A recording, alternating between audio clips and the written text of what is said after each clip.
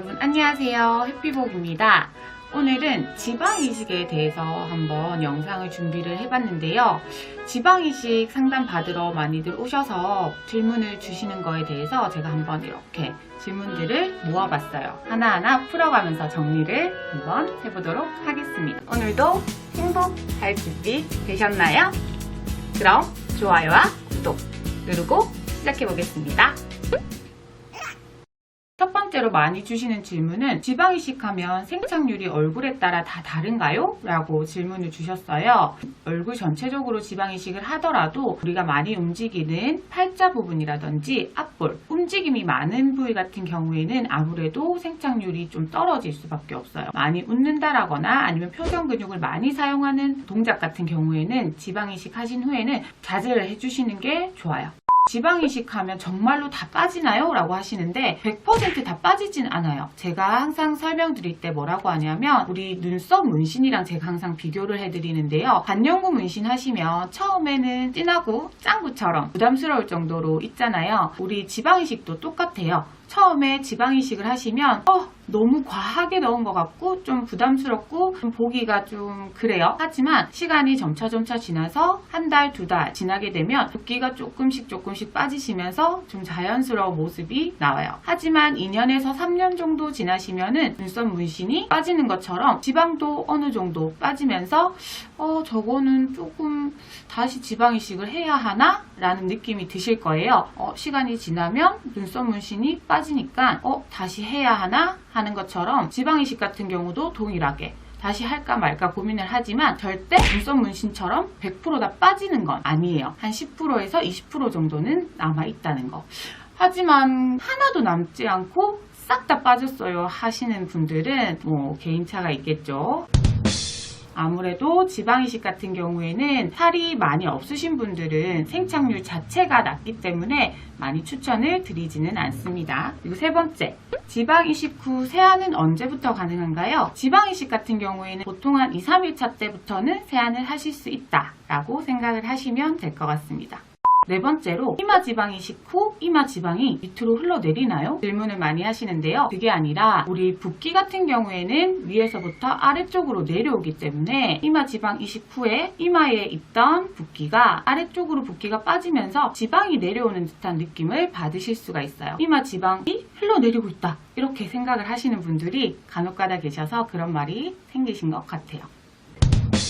다섯 번째는 지방이식 후에 마사지나 경락 같은 건 언제부터 할 수 있나요? 보통 병원에서는 한 달 차라고 많이들 얘기를 하시는데요. 제가 권해드리는 건 한 3개월 차 때부터는 조금 세게 누르셔도 괜찮아요. 왜 그러냐면 제가 봤던 케이스 중에서 지방이식을 하신 분이 여드름을 짜시다가 움푹 파이는 경우를 봤어요. 그래서 그때가 아마 한 달 차 때쯤 이었던 것 같아요. 그래서 저는 그 이후로는 지방이식한 부위는 보통 한 달이 더 지나고 한 3개월 차 때쯤 꾹꾹 누르는 마사지나 경락 이런 걸 받아주시는 게 좋다고 안내를 드리거든요. 이거는 뭐 개인차가 조금 있으실 수 있으니까 참고하시길 바랄게요. 지방이식하고 나면은 아기 피부가 된다는데 정말인가요? 라고 하시더라고요. 근데 오히려 아기 피부가 된다기보다는 지방이식을 하고 나면 푹푹 꺼져 있던 부분이 볼록하게 올라오니까 아기 얼굴형이 나오는 게 아닐까요? 그리고 피부가 좋아진다는 말은 근거가 없는 것 같아요. 제가 느껴봤을 때는 피부가 오히려 여드름을 짤 수 없게 되니까 피부 관리도 받으실 수가 없는 상황이 와요. 그래서 초반에 지방이식을 하신 후에 초반에는 피부가 오히려 조금 더 잠깐 안 좋아지셨다가 그 이후에 피부 관리를 좀 받고 하시다 보면은 얼굴 전체적으로 볼륨감도 생기신 상태에서 피부 관리까지 들어가시고 나니까 얼굴이 훨씬 더 아기같이 뽀송뽀송하고 얼굴형도 아기같이 동글동글해져서 지방이식하고 나면 얼굴이 아기 피부처럼 되는 거 아닌가요? 라는 질문을 주신 것 같습니다. 7번째, 지방은 어디서 채취를 하나요? 라고 하시는데요.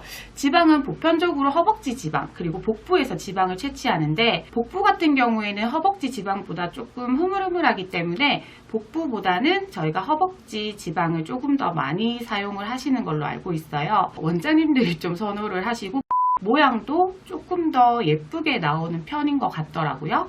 그리고 8번째, 마취는 어떻게 하나요? 그리고 통증은 어느 정도인가요? 마취는 수면 마취, 눈 수술하는 우리 눈 쌍꺼풀 하듯이 내시경 해보셨나요, 여러분? 내시경 할 때랑 동일하게 수면 마취가 간단하게 진행이 되시고요. 부분적인 국소 마취가 같이 진행이 되실 거예요. 수술 이제 지방을 뽑는 부위가 만약에 허벅지다 하시면 허벅지에서 지방을 채취를 했을 때 그 부분이 우리 학교 다닐 때 맞아보신 분 있으신가요? 맞고 나면 우리 피멍이 들거든요. 그 부분이 욱신욱신 하는 것처럼 선생님한테 회초리 맞았다 하는 정도의 통증이 있고요. 그 다음에 지방 이식을 하신 부위, 얼굴에 하셨다면 얼굴 전체, 이마에 하셨다면 이마 전체가 욱신욱신 근육통 오시는 것처럼 욱신욱신한 정도의 통증이 있으실 수가 있어요. 지방을 채취하셨다 하시면 그 부분의 실밥은 보통 7일차 때 또는 14일차 때 그 사이에 제거가 들어가게 됩니다. 9번째로 지방 이식 후에 멍이나 붓기는 어느 정도인가요? 멍 같은 경우에는 모두가 다 드실 수는 있지만 빠지는 거는 환자분에 따라 조금씩 다르기는 해요. 근데 멍이 조금 오래 가시는 분들 같은 경우는 제가 봤을 때 한 보름에서 한 달 정도? 붓기는 보통 3개월 정도 지나시면은 거의 다 빠지시는 것 같았어요.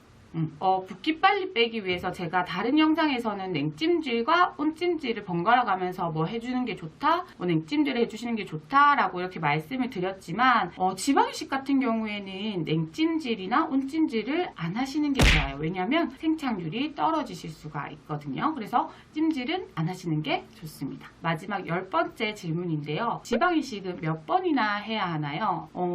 횟수는 정해져 있지는 않지만 지방이식을 처음 하시게 되면 1차 지방이식을 하시고 보통은 1개월에서 3개월 차 때 2차 지방이식을 들어가세요. 1차만 하신 후에 안 하시는 경우도 간혹가다 있고요. 지방이식을 몇 회 하나요가 아니라 제가 예전에 한 1년 전에 지방이식을 했었는데요. 지방이식하고 다 빠진 것 같은데 또 지방이식을 해도 되나요? 라고 질문을 주신다면 하셔도 상관은 없어요.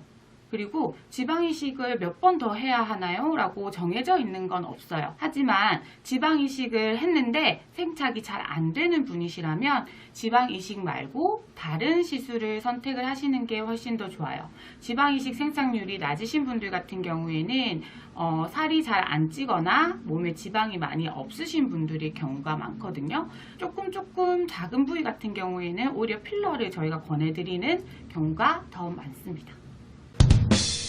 여러분, 오늘 영상은 여기까지고요.